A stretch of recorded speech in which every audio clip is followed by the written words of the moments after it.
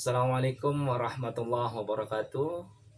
Perkenalkan, saya Idharuddin, guru pendidikan agama Islam dan budi pekerti sekaligus mahasiswa PPG dalam jabatan batch 3 tahun 2025 dengan NIM 425001291 di LPTK UIN Syarif Hidayatullah. Pada kali ini saya akan melaksanakan praktek pembelajaran ujian kinerja di kelas 10 dengan materi sejarah tokoh ulama penyebar Islam di Indonesia. Assalamualaikum warahmatullahi wabarakatuh. Waalaikumsalam warahmatullahi wabarakatuh. Bagaimana kabarnya? Alhamdulillah baik, Pak. Sebelum kita mulai, marilah kita membaca doa. Oke teman-teman, sebelum kita memulai pelajaran pada hari ini, berdoa dimulai. Bismillahirrahmanirrahim. Allahumma fa'ni bima 'allamtani wa 'allimni ma yanfa'uni wa zidni ilma. Amin. Baik anak-anak, sebelum kita masuk ke pembelajaran pendidikan agama Islam, kita seperti biasa tadarus terlebih dahulu ya. A'udzu billahi minasyaitonir rajim. A'udzu billahi minasyaitonir rajim. Bismillahirrahmanirrahim. Bismillahirrahmanirrahim. Wa basyiril ladzina amanu wa 'amilus shalihati anna lahum jannat Wa basyiril ladzina amanu wa 'amilus shalihati anna lahum jannat. anna lahum jannatin tajri min tahtiha al-anhar Anna lahum jannatin tajri min tahtihal anhar. من تحتها الأنهار كلما رزقوا منها من ثمرات رزقا Tahtihal anhar kullama ruziqu minha min samaratin rizqa. قالوا هذا الذي رزقنا من قبل وأتوا به متشابها Qalu hadzal ladzi ruziqna min qablu wa bihi mutasyabiha. ولهم فيها أزواج مطهرة وهم فيها خالدون Walahum فيها أزواج مطهرة وهم فيها خالدون.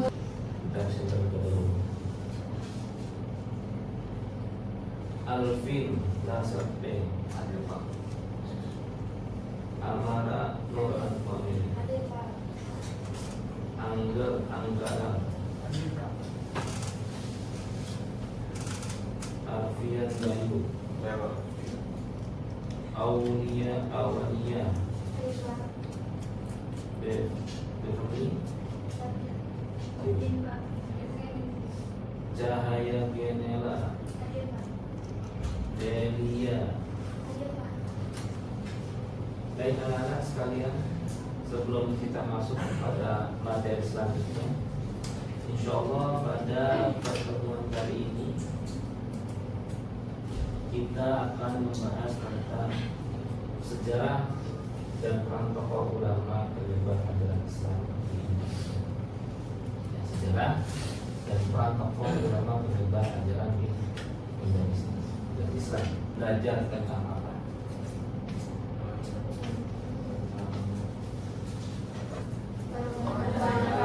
Penerapan fikih muamalah dalam asuransi, perbankan dan koperasi.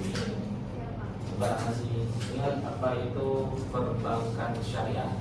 Ya Pak, Ya, silakan. Perbankan syariah adalah suatu lembaga keuangan yang menggunakan sistem syariah sebagai landasannya Pak. Oke. Insyaallah masih ingat ya. Ada lagi apa itu operasi syariah? Saya Pak. Ya, silakan. Koperasi syariah adalah badan usaha yang didirikan atas prinsip syariah seperti hasil dan sebagainya. Ya, baik. Insyaallah. Benar. Operasi syariah, perbankan syariah, asuransi syariah. Saya Pak, Nah, silakan. asuransi syariah adalah asuransi yang dijalankan sesuai dengan prinsip-prinsip syariat Islam. Ya, oke, insyaallah. Oke, baik anak-anak. Kita lanjut ke materi selanjutnya ya, di bab 5, yaitu tentang sejarah dan peran tokoh ulama penyebar ajaran Islam di Indonesia. Oke, kita lihat dulu tujuan pembelajarannya. Yang pertama itu tujuan pembelajarannya, peserta didik diharapkan dapat menjelaskan sejarah Islam, sejarah dan peran ulama penyebar agama Islam di Indonesia. Selanjutnya, peserta didik mampu menganalisis sejarah dan peran ulama penyebar agama Islam di Indonesia, dapat membuat bagan sejarah tokoh ulama penyebar ajaran Islam di Indonesia. Kemudian peserta didik mampu menyatakan bahwa perkembangan peradaban di Indonesia itu adalah sunatullah, dan dapat membiasakan sikap kesederhanaan, sungguh-sungguh mencari ilmu sebagai teladan dari tokoh ulama penyebar ajaran Islam yang ada di Indonesia. Coba anak-anak sekalian, dan ada Pak Guru akan menampilkan gambar. Ini ada gambar tentang berebut air rahmat berharap kemuliaan atau kemujuran. Selanjutnya ini ada apa nih? Ibu-ibu pakai duduk terus berdoa di depan candi. Kemudian ada apa nih? Sesajen. Atasnya ada keris-keris, pusaka dan sebagainya. Ini jenis-jenis benda bertuah di Nusantara. Ya, coba ada yang mau berpendapat tentang gambar ini, kira-kira mau tahu bagaimana? Saya Pak. Ya, silakan. Saya mau berpendapat ke gambar pertama.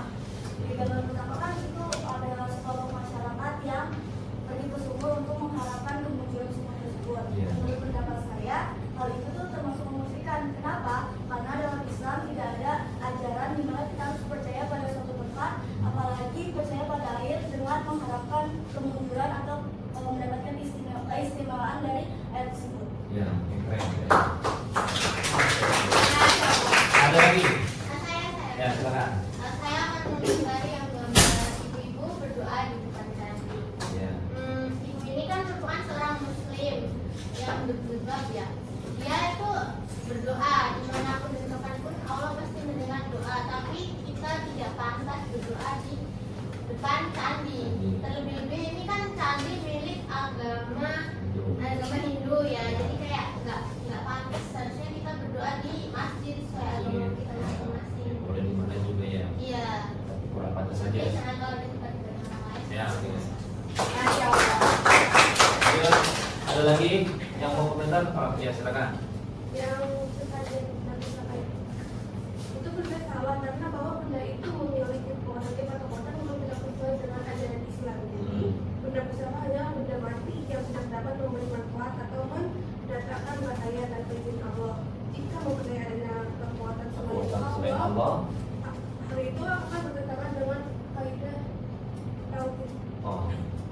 Berarti tauhid kita itu kan kepada Allah ya. Tauhid itu mengesahkan Allah ya.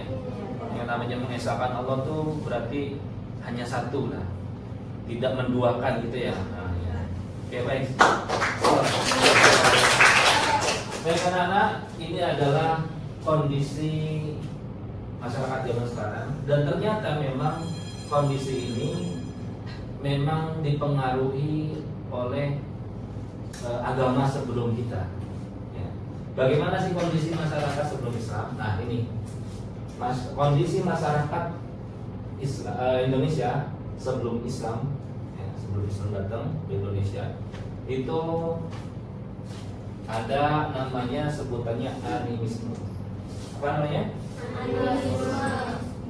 Animisme itu apa? Mempercayai setiap benda di bumi pada kawasan tertentu mempunyai roh atau jiwa yang harus dihormati. Ada goa, pohon, dan batu besar.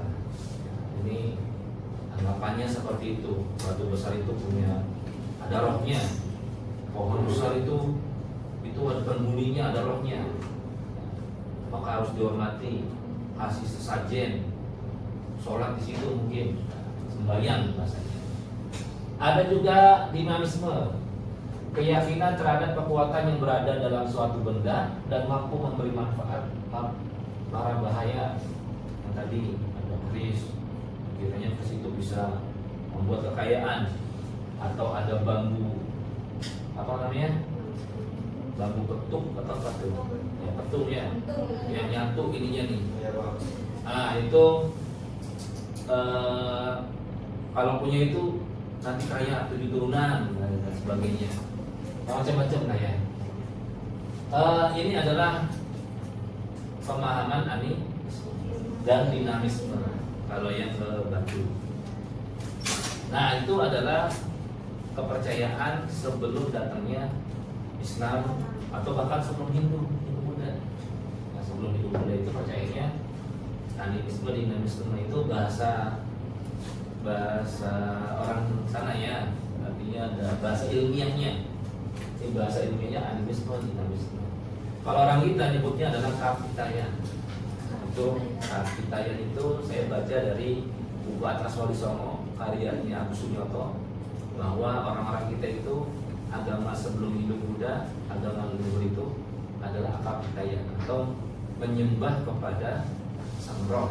Sang roh itu roh leluhur yang disebutnya Sang Hyang. Itu kondisi masyarakat kita. Selanjutnya ada proses penyebaran Islam. Ada yang ngomong abad 7 sudah ada Islam itu di Indonesia. Ada catatan dari Marco Polo. Kemudian ada juga abad 11 Ibnu Battuta menyebutkan bahwa abad 11 itu ada makam yang namanya Fatimah binti Maimun di Gresik, Serang. Kemudian ini ada apa aja nih gambar sini? Perkawinan, perdagangan, pengajian, wayang, sama. Ini adalah salah satu faktor masuknya atau strategi yang dilakukan sama orang ulama kita masuk ke Indonesia. Pertama itu ada yang melalui pedagang dulu dagangnya, kemudian dengan akhlaknya, dengan kejujurannya dia berdagang sehingga orang tertarik. Kemudian ada yang menikah, ya. Setelah banyak akhirnya membuat pendidikan, pengajian, dan sebagainya. Ada juga yang melalui dakwah atau dengan tasawuf. Tapi tasawuf kan?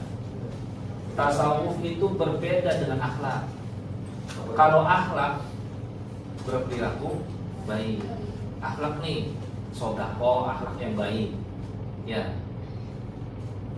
Tapi kalau di tasawuf, sodako itu belum tentu nilainya baik.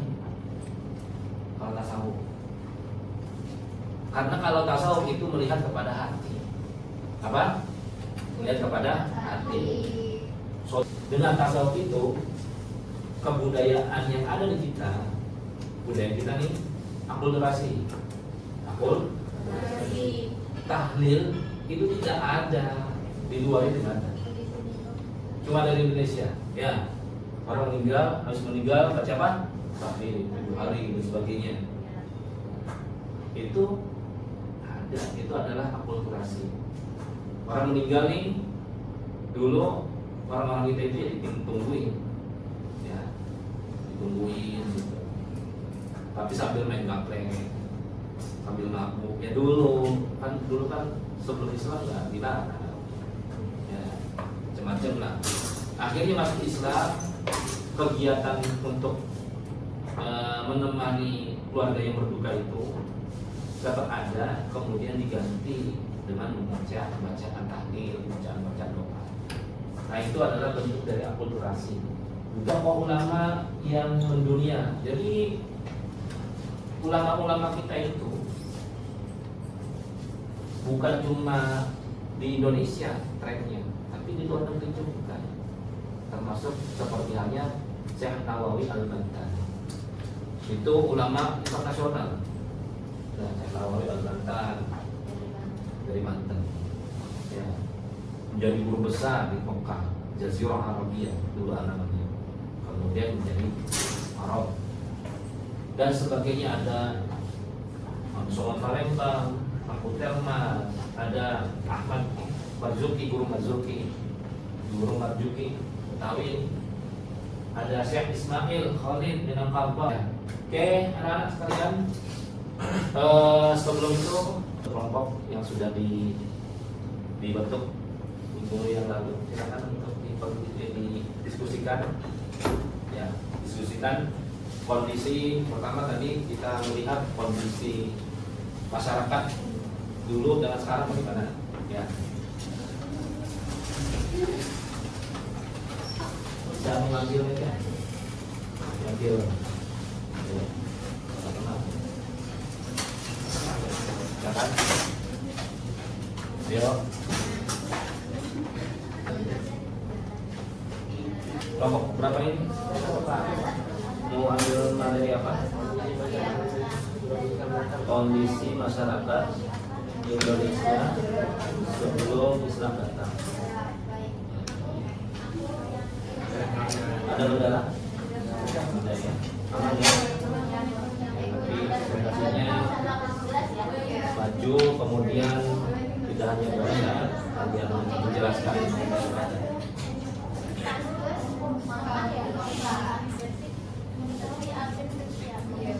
Bagaimana ini kelompok berapa?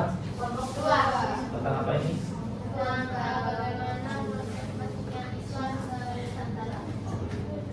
Bagaimana masuknya Islam ke Nusantara Indonesia? Yang mau dibahas apa aja? Abad-abad ini, kemudian teorinya apa saja? Kita lebih menunjuk pada aja. Kelompok berapa ini? Kelompok 3 tentang penyebaran Islam. Yang membahas kita apa?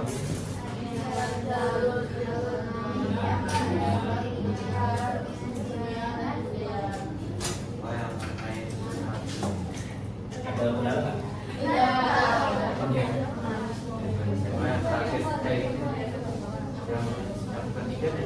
Boleh ini dengan mau kelompok berapa? Kelompok 4. Apa yang mau dibahas? Tokoh ulama Nusantara yang mendunia umat Islam di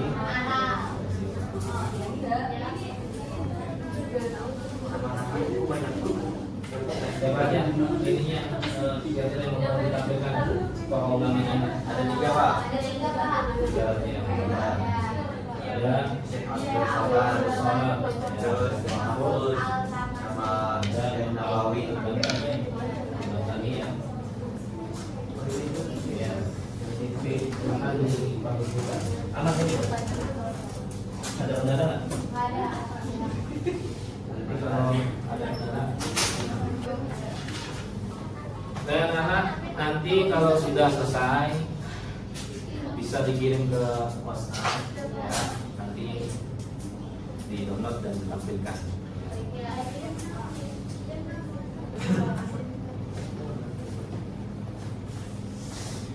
Bagaimana, sudah selesai?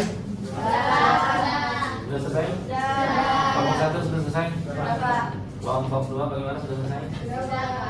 Kelompok 3? Sudah, Pak. Kelompok 4? Baik, Nana silakan duduk kembali seperti semula.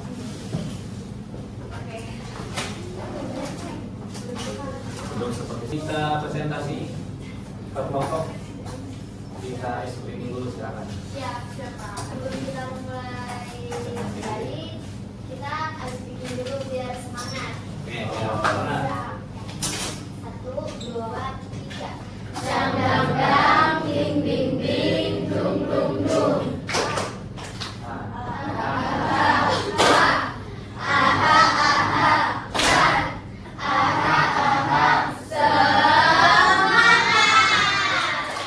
Selamat ya.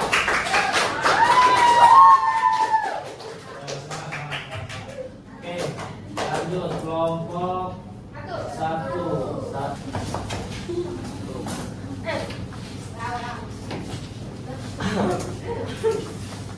Assalamualaikum warahmatullahi wabarakatuh. Waalaikumsalam warahmatullahi wabarakatuh.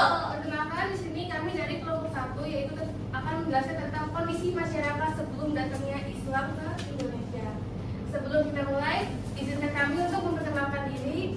Nama saya Elvira Aprilia, saudara saya Putri. Bagian dari kondisi masyarakat sebelum datangnya Islam yaitu menganut kepercayaan animisme, dinamisme, dan Hindu Buddha. Dengan kehidupan sosial dan ekonomi yang maju ditandai dengan kerajaan maritim seperti Sriwijaya dan Majapahit serta pusat perdagangan yang strategis. Di sini ada animisme, yaitu mempercayai setiap benda di bumi pada kawasan tertentu mempunyai roh atau jiwa yang harus dihormati seperti goa, pohon, dan batu besar. Dan periode Hindu Buddha. Periode ini diperkirakan hadir sekitar abad ke-3 Masehi. Wilayah Hindu lekat dengan kasta dan Buddha menekankan pada moral. Sampai saat ini, apakah masih ada pengaruh kepercayaan animisme dan dinamisme? Ya, masih ada. Misalnya, masih terdapat anggapan bahwa tempat tertentu dianggap keramat, atau benda-benda seperti pusaka, batu, dan pohon besar dipercaya memiliki kekuatan gaib dan dapat membawa keberuntungan atau malapetaka. Wassalamualaikum warahmatullahi wabarakatuh. Waalaikumsalam. Masya Allah. Oke, baik. Selanjutnya kelompok 2 silakan. Kelompok 2.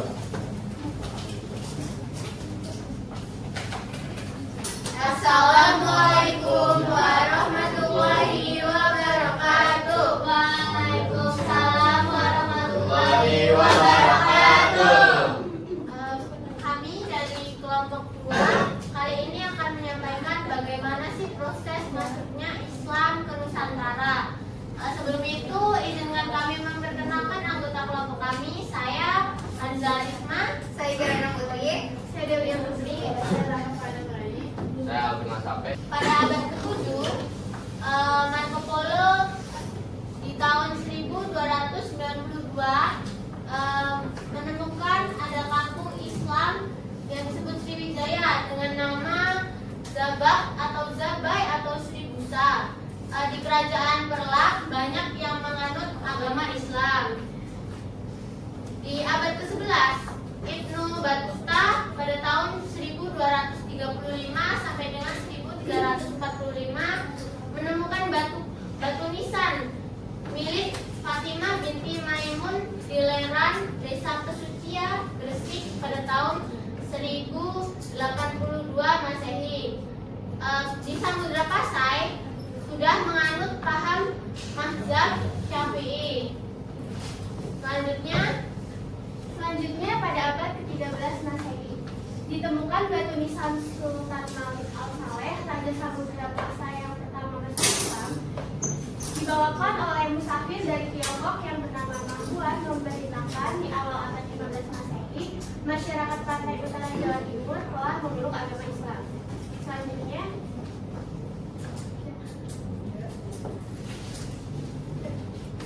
Lalu ada teori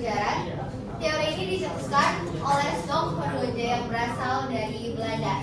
Menurut Stok Horgoje ini, Islam itu dibawakan oleh orang India yang berasal dari Gujarat pada abad ke-13 Masehi. Teori ini sempat diargumentasikan karena kurang adanya fakta dalam peranan bangsa Arab dan manuskrip tertua tentang Islam menggambarkan adanya hubungan antara Hindia dan Indonesia. Adakah yang ingin bertanya? Dari kelompok 1. Apa alasannya bahwa Islam di Indonesia dibawa oleh orang Gujarat India?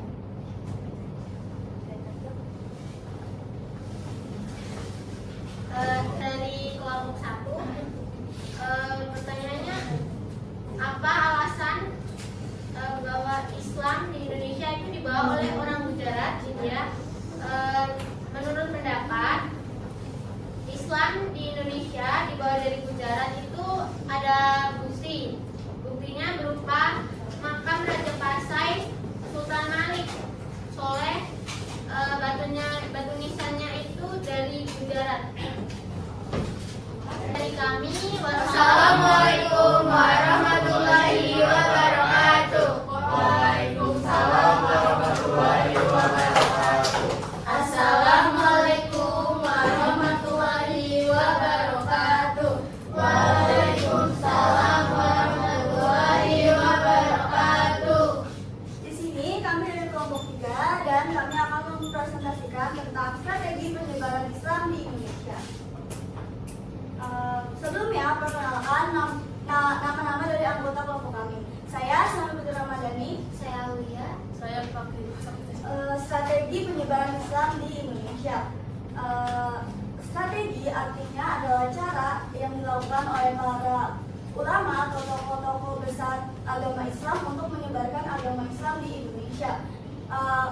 Proses penyebaran agama Islam melalui beberapa jalur, seperti jalur perdagangan, pernikahan, pendidikan, kesenian dan kebudayaan, serta politik. Semua strategi atau jalur tersebut dijalankan atau dilakukan secara damai. Artinya tidak ada pemaksaan atau kekerasan yang bertujuan untuk memaksa suatu kelompok masuk ke dalam agama Islam. Untuk yang pertama ada jalur perdagangan. Pedagang Muslim yang singgah di berbagai wilayah memperkenalkan Islam kepada penduduk lokal melalui aktivitas dagang mereka. Itu dia cara-cara atau jalur-jalur yang dilakukan oleh para tokoh-tokoh agama untuk menyebarkan agama Islam. Kesimpulannya, agama Islam disebarkan dengan cara pendekatan yang damai, adaptif, dan berbasis kemanusiaan. Tidak ada pemaksaan atau kekerasan dalam menyebarkan agama Islam di Indonesia. Baik, sekian dari kelompok kami. Apakah ada yang ingin bertanya? Saya ingin bertanya.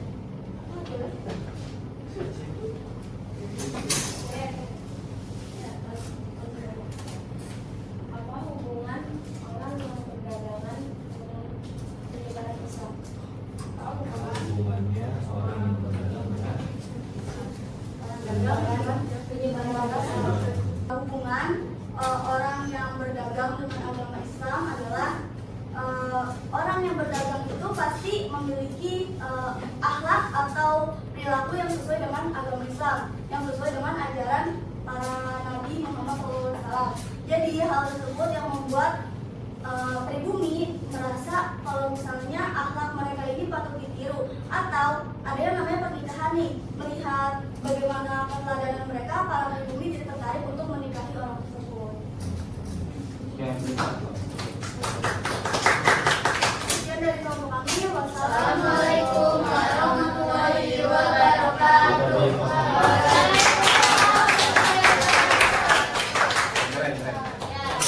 Ya, lanjut. Kelompok 4, silakan.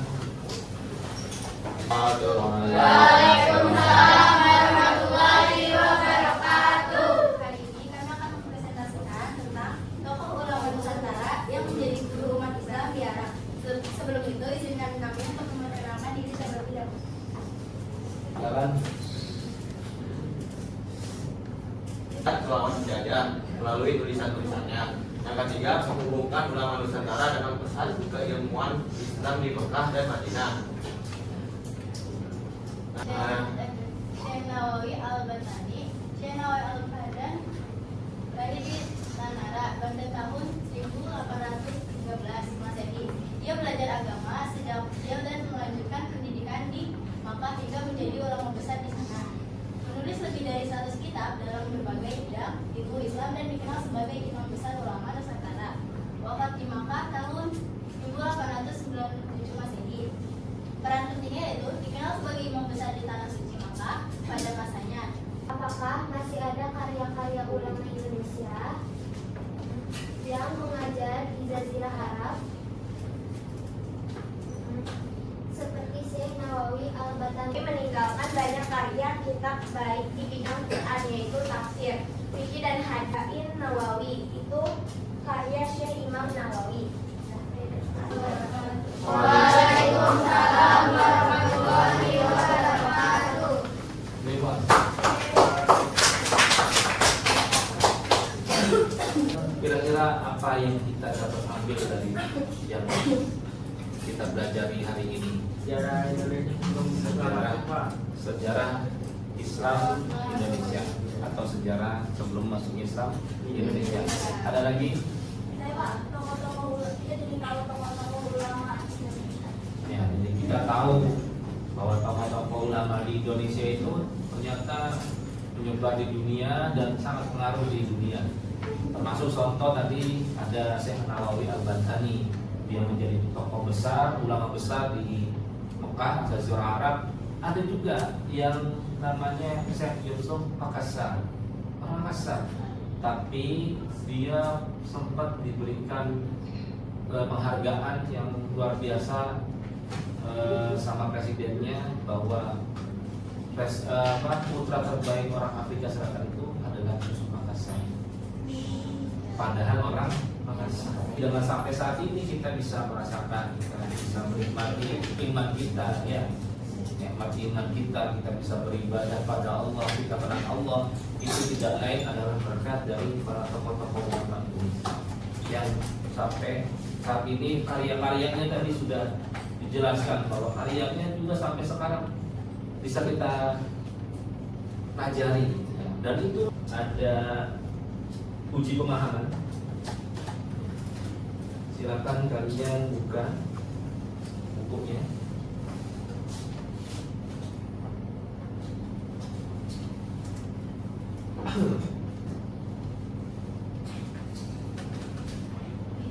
Di halaman 153 ya.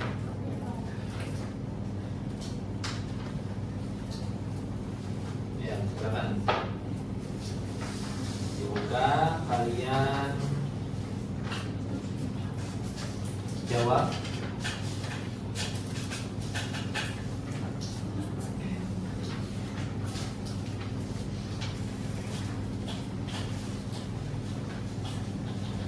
Langsung tadi kerjakan.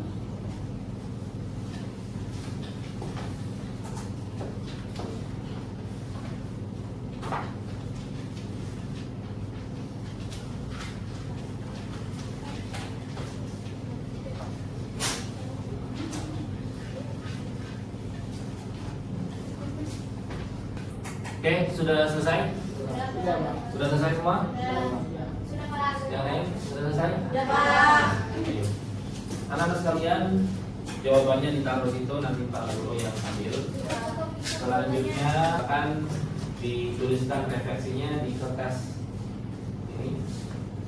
Ya, ditulis kira-kira bagaimana pesan-pesan untuk pembelajaran di pertemuan di bab 5 tentang sejarah dan peran tokoh ulama penyebar sejarah Islam di Indonesia. Ditulis kira-kira bagaimana pengalaman pembelajaran hari ini, menyenangkankah atau ada perlu tambahan strategi pembelajarannya, media pembelajarannya bagaimana? Baik, tulis.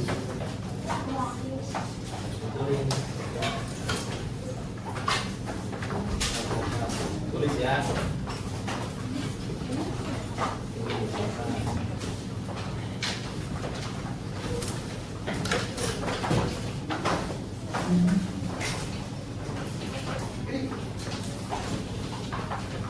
Oke.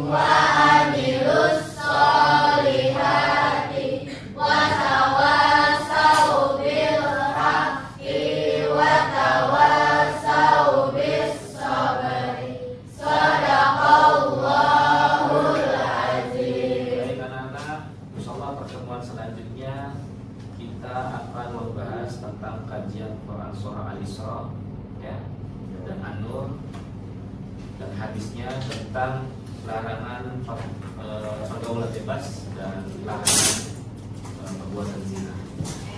Kurang lebihnya sekian dari Aidhar. Mohon maaf jika ada kata-kata yang salah. Wallahul muwaffiq ila aqwamit thoriq. Assalamualaikum warahmatullahi wabarakatuh.